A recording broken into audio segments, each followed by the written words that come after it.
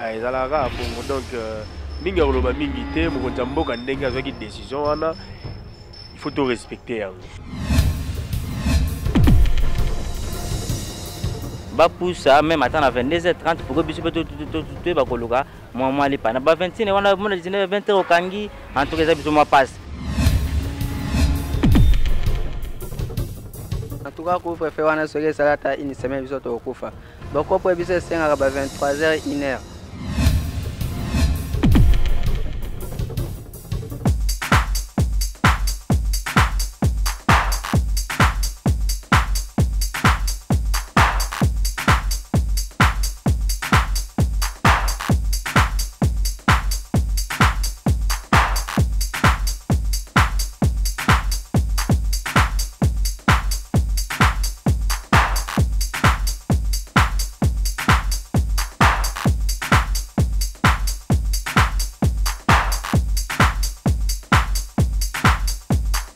Oui, big salutation Nangai vraiment et pas abonné nous surtout Emergence One TV et ça fait toujours plaisir parce que à chaque fois on se retrouve à Liboso na bino il sera toujours esengo Nangai et que ça la bino musala o ezaka vraiment malamu et l'actualité nous oblige vraiment à ce que de parler plus sur le couvre-feu ezaki déjà oui démarré déjà depuis hier et les lots tout ça le 19 samedi 2020 le 19 décembre 2020 donc les lots de ça moi compte rendu est-ce que couvre-feu et simba qui te simba qui te batoyo ba travailler ka ba air oyo ba tchaki couvre-feu to meka un peu ko solana bango raison pour laquelle les lots na vraiment na solana bande komisusu parce que atozali to na bandal sur l'avenue Kassi et pas yoapi oyo to yaka okuta na mingi na bande ko na biso mingi pe à presse lokola ba René Abiri lokola ba Alex Ngando et surtout mon ami de tous les temps Béni donc c'est avec lui que toza na les lots parce que aza ko assurer côté image. Oui ndeko s'il vous plaît que d'ailleurs avancer. Oui, moi Namboka, bonjour. Bonjour. Oui, et c'est pour ça qu'on bientôt bien. Vous allez le liboso à caméra Emergence One TV. Nous parlons plus sur le couvre-feu qui est déjà annoncé par le chef de l'État et déjà qui déjà en vigueur depuis hier 18 décembre 2020. C'est que les lots tous les 19 tout na siko évolution dans les années. Yo omoni couvre-feu na ndenge nini po yoza coopérant. En tout cas couvre-feu wana soki salata une semaine biso to kufa bako po biso senga ba 23h 1h net ba 19h soki ba kangi biso ko pesa bien te. Soki ba kangi bino 23h ko pesa bien te. 23h biso ko pesa à l'aise soki 19h 23h ndé cop ndisco venir ibanda. Biso ko pe fonga mi net 19h 21h ko pesa te. Mais sikoyo ndenge ba bisi bino déjà qu'à partir à 21h Bovana na banda ko couvre-feu et aussi la 5h. Yo mon avantage, tu as des avantages parce que le modèle aux bilan déjà et que déjà tendance à des avantages pour na yo. On est à bon. Sikoyo ba konzi mboka bazana besoin que coronavirus to meka un peu ko éradiquer on mboka to so bunda contre deuxième vague ya coronavirus. Yo ozana posa batutu ba ku fana bango po yo tekaka na yo. Te eza bon te faut asala pe mo action moko. Eza la population est gagnée. La population gagnée. Jusqu'au au sein de mon mboka ni parce que couvre-feu on bandi le lobo ils a tina date moko indéterminée to bi mokolo si la té c'est que biso tout toza toujours na même rythme parce que biso tout ndé tozali awa ba kashine na biso déjà yango ils a déjà en place yo kashine na wapi yango kashine ça té omoni siko lelo siko malade le ndenge komi na coronavirus le ndenge komi a deuxième vague eza makasi oyebi yango radio parce que ce que baki ngongo za na kashine na yo ndenge na za na kashine parce que na lata ki ngo na longolo juste poto sola na yo est-ce que ba mesure oyo ba konza mboka basengi bino botanga ki yango nana est-ce que boyebi yango te yebi yango te tozo kango ka bozomona congolais aza teti à tel point que même coronavirus malade zo le belango et le côté le chef de l'État a insisté plus sur ba gestes barrières sur la distanciation il y a respect à 1 mètre mais au moment où l'autre tambola awa tozana bandal to tambola ba terrasse eza nango ouverte ba bazo sala na bango et tout consort ndeko un dernier mot pour na bakonzi mais quand peu kolela bakonzi ba yoka yo na habité sur le bandenge ni bakonzi en tout cas ba sala pour na biso ba régler nan ata 23h 1h wana bouclage et ban soki 22h c'est ce couvre-feu soki 20h wana ko biso ezate soki te do kufa. OK ndeko merci vraiment tellement wana ozela na biso to silisa to yamba pe ndeko mususu Oui, toujours continuer toujours open de Konanga le sous coopérant parce que balobi bien de 21h ti to koma na 5h du matin tout ça vraiment na respect ya maloba mokonzi ya mboka epai wapi oyo Fachi Beto a un souci, il y a peuple congolais, Fachi Beto a besoin vraiment que les Congolais soient en la bonne santé, surtout deuxième vague, il y a coronavirus et il est vraiment mal bien, alors il faut être prudent, il faut se préserver contre la maladie. Ndeko, bonjour. Bonjour. Oui, comment on a dit? Comment on a non. Non, on vend du wapi? La fin na kanlo. On vend na kanloka. Oui, ndeko non. Na moni nous autres la cache ni na ezali? Oui, ezali. Mais aux autres changote pourquoi? Est-ce que vous avez un au sérieux? Parce que deuxième vague, il y a coronavirus, c'est-à-dire Covid-19, ils ont frappé ma casse en Europe, ils frappé ma casse en Asie, ils frappé ma casse en Amérique. Biso awa mokonzi mboka zumbano ya koyebisa congolais surtout. Avant nanda à partir à 21h parce que couvre-feu ils ont pour des raisons sanitaires. Ils ont pour des raisons sanitaires, ils ont pour bolamu yanga na bolamu na yo. Yo attaque coopérant au Kolobanini par rapport à l'ikanissi au chef de l'État à Zouaki. La première fois, le premier jour, au moins, il réussit à simbiter. Bon, et là, na RHL biso to sepel na ngotepo net biso ba coopéra au toteka na ba RNA tela biso quand même moi 22h 23h on est au sala moi bien na RHL biso 20h na donc to zonyo kama so bimte par jour il y a bien té. Donc ba RNA biso yango toteka normal. Yo otona loka mingi na banda le mama embouteillage était la carotte hein bino okotaka abwe bimi zongi na yo parce que bato misusu to soleil na bango bazolela embouteillage bino a bandal kaluka eza nonga elo moko oui ndeko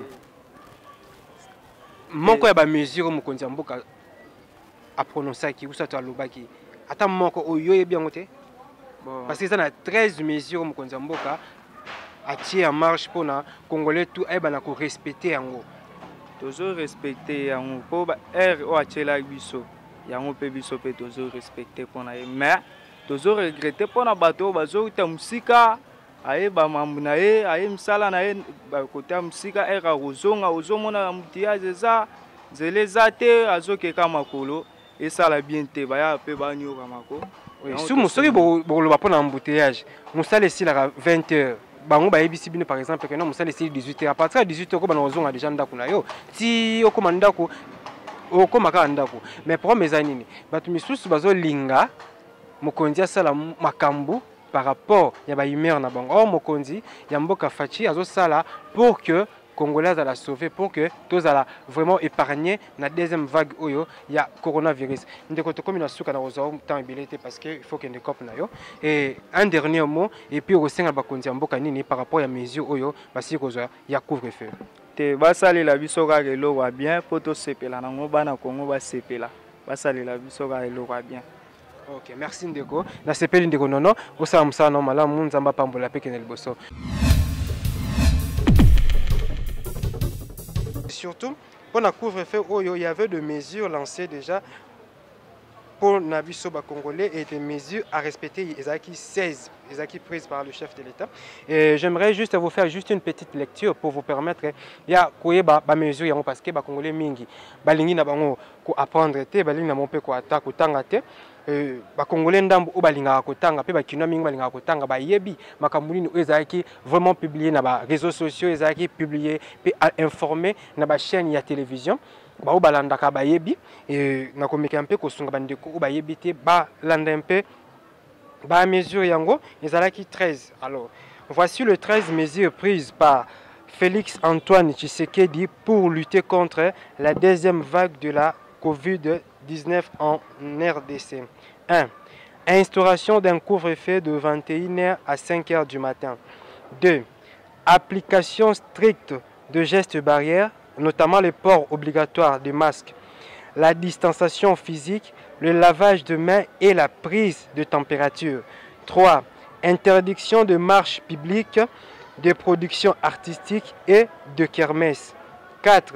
Interdiction de cérémonies festives et de réunions de plus de 10 personnes. 5. La poursuite des compétitions sportives à huis clos. 6e. Le transport de dépouilles mortelles directement au lieu d'inhumation sans aucune cérémonie. 7. Fonctionnement des églises et des débits de boissons avant le couvre-feu en respectant scrupuleusement le geste barrière. Le respect strict de gestes et barrières dans tous les lieux publics et privés, à savoir le véhicule, le train, les avions, le moto, etc. etc. Là, nous sommes déjà arrivés à la 8e mesure et puis 9e mesure, les reports à une date ultérieure de reprise des cours au niveau de l'enseignement supérieur et universitaire. Le début anticipé des vacances scolaires à partir de ce vendredi 18 décembre 2020. 11. La poursuite de tests obligatoires pour le voyageur interne et ceux des provenances de l'étranger ainsi que ceux en partance pour l'étranger. Donc, 12e, 12e, oui. La circulation pendant le couvre-feu de personnes munies de l'autorisation spéciale de l'autorité provinciale, à l'exception de personnes se trouvant dans la situation d'urgence sanitaire. Et puis 13, le contrôle strict de l'application de la présente mesure par les polices nationales congolaises. Et notez bien, il faut noter que ces mesures entrent en vigueur à partir de ce vendredi 18 décembre 2020 sur toute l'étendue du territoire national. Bon, on est à mesure où mokonzi mboka apesaki et les autres meka un peu ko tambola nanzela pour vérifier si réellement les Congolais bazo respecter en soit les Kino bazo respecter en gros. Mandeko, il faut retenir une chose, que la maladie existe. Il faut être sérieux et puis conséquent parce que santé nabiso est une des priorités nabiso. Ceux qui les ont tambola, ceux qui les ont c'est parce que tu es en bonne santé. Les bandeko baza secoués par la maladie, baza na ba hôpitaux, bazo envier même souffle de vie na force oyoza nangwana. Force oyoza nangwana, santé oyoza nangwana, ba te belé baza na posa nango. Alors, il ne faut pas que le coupeur de ngoli kwa ba te tutesse moko mal placé. Il ne faut pas que le coupeur de santé na yo pona ignorance moko boezanga tina.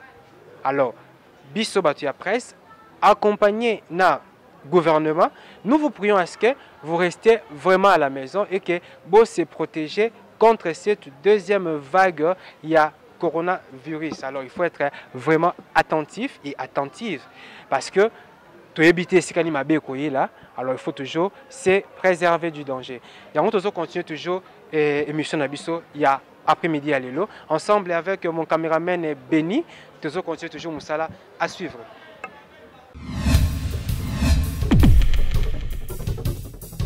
Et ndeko moko déjà zali awa ndeko pusana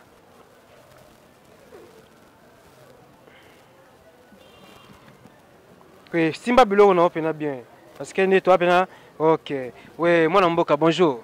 Bonjour mon frère. Tala caméra kuna bazotala yo kombo na yo nani? Kombo na nga Monsieur Guilain. Oui. Monsieur Guilain s'adresser na peuple congolais parce que le lot toza premier ou ça toza en cours il y a exécution, il y a Maloba Mokonzi Mboka concernant couvre-feu bandaki na 21h hier, les lots a déjà déjà réseau pousse déjà. Donc yo omoni ya ndenge ke ba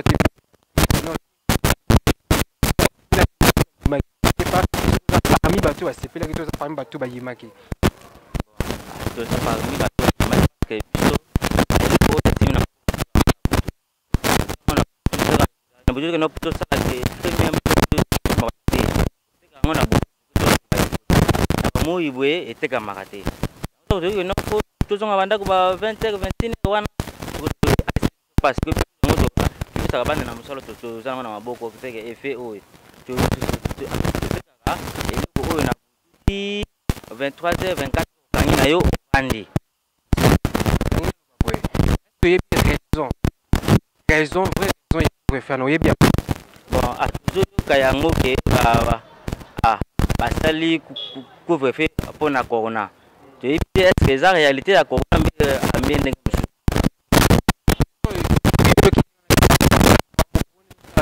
oyo courant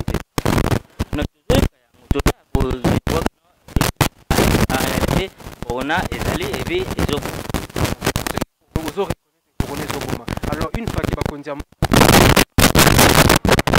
couvre couvre-feu ezalaka à partir ya 21h kitokoma na 5h na koyebi biso ko eloko moko docteur Muyembe lobby a expliqué le moko azaki vraiment clair abi bien ki batie wana parce que bato bautaka misala l'air bazongaka ils ont remarqué que misusu bakena kovanda na baterrasse misusu bakenda mo banzele belé alors ils ont voulu à ce que après musala mutu surtout azonga na ndako wana ezaki raison ya docteur Muyembe parmi ba raison oyo esali ke ba instaurer vraiment banani oyo ba mibeko oyo mokonzi mboka sili kocha sikoyo yo ndeko yo eloko nini yoza contre par rapport à la décision mokonzi mboka wana est-ce que corona ezalaka kana butu kontamina kaka na butu et bon na moyo na bazando na bisika tozofana corona ko contaminer mutu te apa na butu oui lobi kitoko yango siko raison ezalaki que non le 13 mesures ezalaki prises par le chef de l'État ba mesures wana siko yango nde to bana ko appliquer yango na batongole tozokende ba misala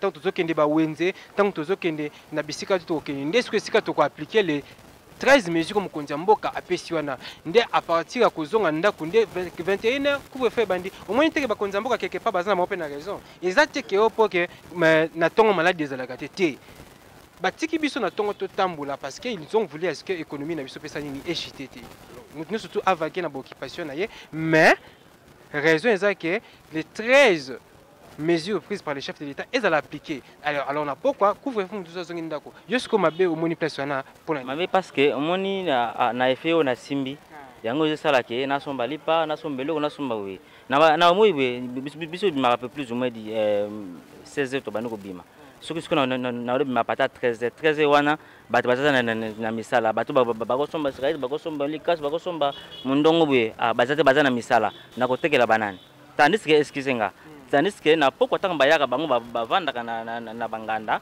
na baterrasse ni yango to atotekelaka bango yango la teke déjà 23h 24 bati na mangana baza suite ngapela sani nakota nanga nakende kolala c'est le problème obi ke mambo zo sala ngosanga parce que vous êtes en bonne santé en principe nous en bonne santé na ba mesure o mkonda mboka pesa tous ceux qui se fêtent en utile le même na cop na kachine fallait que nous faut sur un boko oui admettons que vous êtes touché par la coronavirus yo pour ça sous musala ceux qui nous a touché j'ai senti que non je sens que non ni naza yo senga fona que nous peut pas kosenga mbongo te bon na ofuta mbongo no peut pas rapport à quoi nanjala musala nazo sala mais est-ce que avant yo koma place wana ya hôpital ofuta mbongo yango ba sengi nanu o se préserver contre la maladie pour que okoma na niveau ya kofuta mbongo te ozomona sika nini bakonza mboka bazo réfléchir bakonza mboka baza bazoba te bakonza mboka ce sont des intellectuels o baza pe na souci ya santé na biso ndeko un dernier mot aliko balanga ya suka to eki ba mesure bakonzi ba pesaki mais souci eza ba réduit même matin à 22h30 minutes pour na biso ba coopéra ba poussa te voilà merci ba poussa même matin à 22h30 pour que biso to ba koluka moi les pana ba 21 wana mona 20h okangi en tout cas biso moi passe mais ce qui va même matin à 22h30 tout le même côté quand même pour que to sunga la famille. Donc c'est ça le problème. Ok, Ndeko, merci vraiment. Et bon boulot, Moussale Kenemala, Mounsamba Pambolayo. Oui, le plaisir pour moi, nous continuer toujours parce que le lot, nous parler sur le couvre-feu, où est décrété par le chef de l'État depuis avant-hier et le lot déjà. Ils sont déjà en vigueur et le lot déjà, ils ont déjà respecté mais comme Kondiambo, car raison pour laquelle tous a n'abandonne là parce que tous par rapport il y a le 13 mesures prises par le chef de l'État si réellement à respecter et na ndeko oyo makambo ezo mokonzambo kalobaki pardon concernant couvre-feu et on tento sur la bana mboka et na loboko na mobali ana na ndeko mobali et ndeko bonjour. Oui, bonjour. Et vous pouvez déjà vous présenter? Oui, je réponds au nom de Fred Ngimbi, l'homme d'État. Ndeko Fred Ngimbi, il a bien précisé que l'homme d'État, donc ça sous-entend que a la maîtrise Yamboka Naye et puis il y a Mibeko Mokonzamboka Oucholoba, oui, Ndeko couvre-feu qui est déjà décrété, tout le monde déjà, Congolais tout basé observant alors, est-ce que na bandal a pu respecter qui couvre-feu en Oui, oui, exactement. Donc, on a bandal, c'était vraiment 5 sur 5. 5 sur 5, parce que là, plus tard, 20h, moi j'étais déjà à la maison et toute la famille était là. 20h, on était à la maison et toute la famille, on était là. Oui, bande ko ba se plaindre. Babi que mokonzi amboka décision na vie. C'est comme si il fallait qu'il aluke un peu côté la paix. Ba vie bande ko mususu parce que batu misusu makamla bango funga makaka na butu, ba activité na bango. Ozi bano bateka ba makazu, ozi bano bateka ba kimbiolongo, ozi ba mama bateka ba restaurant ya ba prima ngondo wana, ba restaurant ya butu butu wana. Babi yango ko tunini suku comme on tezo kimanga mwandambo. Ba malewa. Oui, ba mama bateka ba malewa na ba info dernier. Babi bakolesa bana bango ndenge nini oyi koloba ndenge nini par rapport ya ba propos ba maman surtout ba manaya koloba loba concernant makambo mokonzi mboka zui décision. Bon, na esika wana na yekoloba boye moni mokonzi mboka décision wana azwaki yango ye moko te. Premièrement, il est le chef de l'État. Et azui ba mesure wana eza ba mesure moko sanitaire et c'est pour le bien de la population. Maman a été caramalewa. Bon, tu as été zaki mon bon, on a eu ça pour na koboko lobanda. Ceux qui batoyo, bah yo sont mamalewa na bazu maladie, bien bah na maladie na esika wana. On monte que wana vous allez des avantages pour na. Donc ceux qui nous konzamboka bah étudier bah anglais tout, bah lobby décision wana et ça là qui étude côté qui sur yango. Donc mesure wana ceux qui battent se plaindre oui, mais bah ba mesure nyo soto ezalaka ba mesure mususu ekoya bokoya batu bakolela lela mena suka lango tokotosa ezalaka bongo donc mingi akoloba mingi te mokonzi mboka ndenge azwaki décision wana il faut tout respecter yango quelle que soit l'activité batu bakosala. Bon, la raison est que non, c'est pour de raisons sanitaires. Mokonzi mboka a décrété que couvre-feu et puis attendre la kibiso les 13 mesures à respecter pour na komeka un peu lutter contre le coronavirus yango. Mais bandeko bakino mingi bazone di mateke maladie wana za na mboka. Yo en tant que Congolais, pour yo certifier vraiment que la maladie existe réellement. Yo ko loba nini bandeko ba Congolais o bazoboya kondima nanu ke maladie ezate na mboka. Bon, mon frère, moi je vais vous dire réellement que la pandémie est réelle. Donc maladie ezali ya osala ma sécurité. Soko moni mokonzi mboka chef de l'État sur ba mesure wana c'est que maladie ezali ba o baza ko douter nango. Bon, wana eteli ke bango, mais maladie ezali. Maladie ezali, tozomona ba mboka minene le roi ba États-Unis d'Amérique. Baza frappé ba mboka minene le roi la Grande-Bretagne. Mboka minene le roi la France, nani kuta utozo maladie nani président Macron. Donc pandémie ezali, donc ya ko blaguer kututé. Pandémie ezali. Oui, nous aux tambola. Est-ce que on a ba juste barrière à respecter parce que port obligatoire ou soit port ya masque. Est-ce que ba Congolais bazo respecter ngo tout ba kinois. Bon, comme on a vraiment na otambola boye, ça maman passe. Au lieu ba bito la ta cache ne, biso to comme la ta cache mbanga. Donc cache ne gomi na ngwa, donc cache mbanga. Bon, peut-être vous avez mon là. Non, ça représente ça, pas nécessairement. Ça représente un danger quand tu es entouré avec les gens. Là, vous pouvez le faire monter. Mais quand tu es seul, c'est pas vraiment nécessaire. Il faut le mettre juste au niveau de la mâchoire. Là, c'est normal. Ok. Oui, c'est quoi bandeko pona bandeko ya chango parce que kuna na yonanga to yebi ke transport kuna izala kapasi embouteillage surtout baso de mouton nano basilisi misala kuna te ça crée vraiment d'énormes embouteillages na mpanzi wana. Et alors siko ndenge nini bandeko wana bazali kolela ke no bango kuna ikozala pasi bazonga kandako à l'heure yo conseil ni ko yebisa bango. Bon en fait là je dirais que moni mokonzi mboka tanga lobi makambo wana que non couvre-feu à partir de 21h jusqu'à 5h du matin. Mokonzi mboka tanga lobi ba mesure wana apesi ekokita na ba société publique pe privée. Bango pe ba koyeba kozo ba mesure na batu na bango ya ba misala que non musala to bandaka peut-être na 6h ti 19h. Monsieur Soubaïra de 19h ti herboy ba yebi ndenge bako bimisa horaire na bango. Donc so bolongo à 19h on 19h te bolongo à 17h pour bo welela ba transport boko manda kwa temps. Oyo mokonzi mboka lobi ikotika la bongo papa. Ba o ba oloba ba changu oui. Oyo mokonzi mboka lobi eza bongo. Moi vraiment je soutiens. c'est que les chefs de l'État. Oh papa 100%. Na ndenga lobi wana eza bongo. Po mibeko ya zui eza pona ko protéger ngai na yo. Certainement. Ce qui peut te mettre en angle mususu. Mesures sanitaires, oui. Ce peut te mettre en angle mususu pe ezale mususu. Ba masolomo be ngeke salima. Solo nini wana. Ba solo les belé. To ba koti conseil de sécurité nini makambo santé ba makambo za belé papa belé ko lobela kutu ba te makambo za belé eza pona ko batila ngai na yo bato ya chango bazoloba ono biso chango te chango za loko te chango za district donc eza loko te boya mubeko chef de l'État non au chef de l'État lobby yango ne ko salema lelo le sezo tungisa lesu eza nini ba congolais na bona nina Noël na bango ba bipe na ke na to fêter ndenge nini 21h na bandako donc ba fête nouvelle là échanger forme il faut fêter on kaka na bandako pour na ba congolais ou bazolila ou ba linga bona nina Noël na bango un mot pour na bango bon pour na ba congolais bazolila bona ne bon na wolo ba boye na liwa na bonne année opoyini. C'est une question piège. Te kasi yango na po balobi malade ezali pandémie ezali couvre-feu ezali. Siko yo po na bonne année, po na journée moko kaka. OK, na boma bo moina ngali la bonne année. Ça n'a pas de sens. Moi personnellement, mes chefs de l'État c'est bien. Donc jour au bakata akati sécurité normale, baka ekiti, tozongi la biso vie normale parce que et au changer peu logoté ba bonne année belé to reliaka.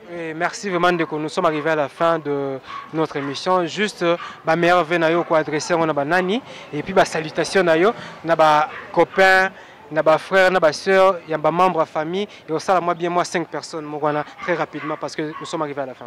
OK, vraiment ba meilleur vœu na ngai normalement na pesi yango na bato nyonso tout ba yebi ngai frère Dengi l'homme d'État. Je salue King, je salue ma famille, famille Ngimbi, famille Ngoy, famille Kikufi, donc à tout, donc batutu ba hebinga pour baser belé. Na otanga ba komboté, donc c'est un peu ça. Oui, ça n'est fini pour cet après-midi. Merci d'être de notre cet après-midi, mon frère. Merci beaucoup, mon frère. Merci beaucoup. Oui, merci. Merci, pareillement, Ndeko. Oui, nous allons continuer parce que tout le qui ba congolais, il faut la satisfaire. Ba congolais, il faut comprendre que non, le chef de l'État a toujours un souci, il y a peuple parce que Aloba qui a très bien lors de son discours que le peuple d'abord.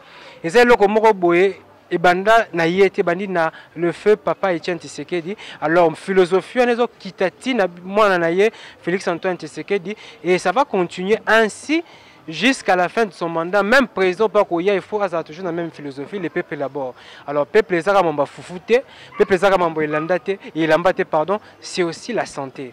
Alors notre santé est très importante alors bandeko to respecter ba gestes barrières tout la takakash ne na biso to mekampe ko bongisa makapa programme la biso pona ba era ko zonga ndako to respecter mibeko babi nul n'est au-dessus de la loi une fois que le président a arrêté pe a lobby liloba moko alors il faut to respecter yango Azali le chef de l'État. Alors merci Nakomi Nasuka, je sais que vous êtes vraiment nombreux pour Nakolanda Bisso et vous continuez toujours à soutenir Emergence One TV et tout ça toujours là pour vous servir et le lot de qui wapi na bondal pour nako mekampe ko sala analyse ou soit résumé il y a mokolo ya lelo par rapport il y a ndenge nini bandeko soit bakino bazali ko respecter mibeko mokonzi mboka comment est-ce que couvre-feu ngozali ko se dérouler et comment est-ce que ba mesures prises par le chef de l'État ils a respecté donc bino moko bomona ba oyo balati ba kashini na balati ba kashini te parce que ba congolais ba ka tetune na bisaki bino surtout ba kino ba bandimaka te obe bandimaka bazalaka na bango mais obe bandimaka pete bazali kaka donc oyo azondimela mokonzi mboka merci opazo boya kondima pe merci kaka même toujours senga na bino surtout tout ça ni tout la tabakashine tout se protéger au monia na tia ngoboy parce que nazo tourner émission de après awa na kula takashine nanga pour que na se préserver contre maladie à coronavirus alors na boyi que lobi za ki presse le bakité lobi za ki bande ko bakité donc toujours bon de la bino nous vous prions à ce que vous respectez ba mesures aux acquis prises par le chef de l'État et ça pour la bolamu ya chef de l'État kakate ça pour la bolamu na biso moko kaka. Alors nous sommes arrivés à la fin de notre émission et un grand remerciement na Beni Balikambi parce que il assure côté caméra et côté image vraiment il est mutazali ko assurer et surtout na équipe mobimba Emergence One TV Junior Kapaya Pisca Suanga Saint Thomas Bukamuna Bukakwikila et n'a pesi vraiment un grand salutation à Carlos José papa na Kérine Carlos José il est vraiment des pena base pe privé il y a petit naie na moni de so Sandra Mbabu na niveau à Londres mon thème à Carlos José wana vraiment ba partenaire et surtout la base d'Emergence One TV et na moni Carlin Tonga na niveau il y a Londres Master Thierry Henry Kandé na Bengaka Master Robert Pires le seul joueur congolais et surtout le premier congolais a évolué na Arsenal Football Club na yako pesa susumbo na makasi na Master na lingaka mingi René Abiri Macron donc un grand merci vraiment à yo parce que tous sommes toujours ensemble et na pesi mbote makasi na maître Fabrice Loboko ceinture noire na niveau ya Kauka na bosanité lisusu Michael Basansa muto ya The King ya solo na pesi mbote makasi na base Emergence One TV na niveau États-Unis simba mi bongo na Bénédicte Mbaina Master na lingaka mingi Merdi Sabwa et surtout autorité morale Hervé Lupanadio na pesi mbote depuis États-Unis Dolimbenga na Norvège bambote na yo ba salutation na yango wana bana no surtout ya kin bambote na bino na moni Afrique du Sud boza tema belé na moni masanga Eric Amporoyo na moni Francis Bouda Iniesta na moni Kaiser Kigo Matumba na moni Zitobo Ballon na moni Venanga Rodin na moni lisusu Venanga Dadi et surtout Cap Murugeni bambote na bino yango wana. Et na pesi mbote tout na ba na Paris, je dis bien ba na Paris na France parce que batala maka pe batalaka Emergence One TV le quoi bino bazalité bino ne pena bozo battre record vraiment. France mobimba wana na yebi vraiment que Francine Dombazali wana na Kandi Chama na moni lisusu autorité morale à niveau ya France Aristote Missimi na Jean Sifoyo na moni Tony Balotelli lisusu donc bino pena bo simbi vraiment Emergence One TV na niveau ya France donc bon continuer toujours à soutenir monsieur Sapis na ko continuer toujours au sala bino musala oyo parce que ils ont vraiment passion nanga ils ont vraiment plaisir nanga ko sala bino musala oyo donc bon soutenir toujours biso un grand merci na bande connu surtout batikali mbote na bino Véronica Lodge WTC de Bruxelles maître Bill Elisoyi bambote na bino ngana on se retrouve très prochainement.